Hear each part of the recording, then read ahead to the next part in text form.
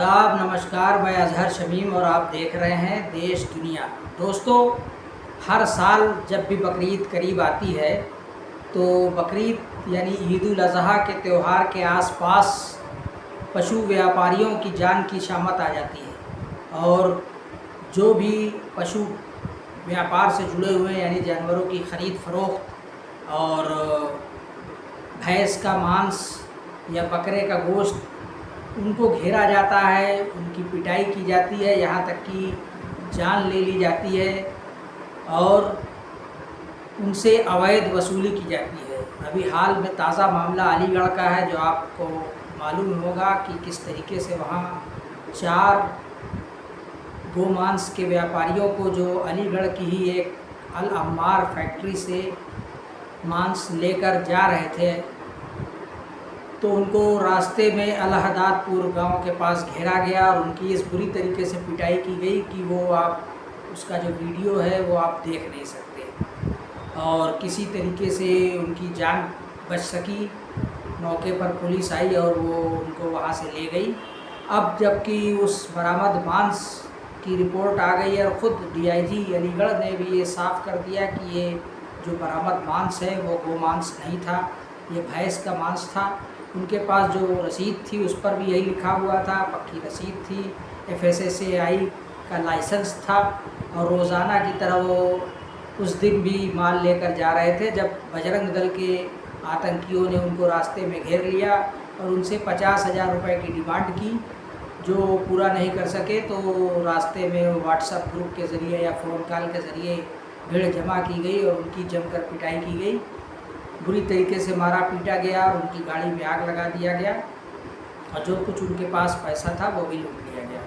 तो दोस्तों, ये बजरंग दल वालों का सिर्फ यही काम रह गया है, ये गुंडागर्दी, दंगा फसाद, तोड़ फोड़, लूट पाट। ये सरकारी संरक्षण प्राप्त जो वर्तमान में भारतीय जनता पार्टी की सरकार चल रही है, उसके सहयोग से, उसके संरक्षण से RSS का जो ये एक संगठन है, ये सरासर लूटपाट, डकैती और गुंडागर्दी में लगा हुआ है, आतंक फैला रहा है और ख़ास तौर से ये मुसलमानों पर हमले कर रहा है। ये इसका एक मकसद है कि ये इस तरीके से न सिर्फ गोमांस का बहाना बनाता है और इससे ये भैंस के गोश्त का व्यापार करने वालों को, बकरा के गोश्त के व्यापार करने वालों को भी प्रताड़ित करता है, परेशान करता है।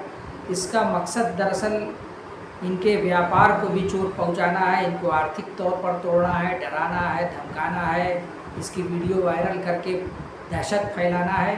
इस तरीके का काम आजकल हरियाणा, उत्तर प्रदेश में बहुत चल रहा है, राजस्थान में चल रहा है और महाराष्ट्र में भी इस तरीके की घटनाएं सामने आती रहती है। अभी ताज़ा एक मामला फरहान यहिया लाइव से सामने आया है कि दिल्ली में भी 2-3 दिन पहले जब राजस्थान से एक ट्रक में बकरा लाद कर गाड़ी दिल्ली आ रही थी तो दिल्ली बॉर्डर पर बजरंग दल के गुंडों ने रोक लिया और पैसे की डिमांड की। जब पैसा नहीं मिला तो मारा पीटा और पुलिस बुला ली और पुलिस मौके पर आई और ट्रक थाने पर ले गई, जहां चालान काट दिया गया। जब ड्राइवर के मुताबिक चालान भर दिया तो फिर दोबारा शिकायत की गई, दोबारा फिर चालान भरना पड़ा।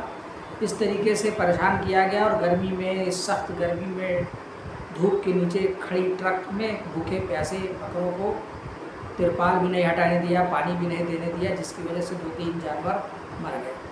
पिछले साल दोस्तों महाराष्ट्र का भी ये मामला सामने आया कि जब मुंबई में गुजरात से बकरीद के करीब माल मंगाया जा रहा था तो रास्ते में इसी तरीके से बॉर्डर पर बजरंग दल वालों ने ट्रकों को रोकना शुरू कर दिया।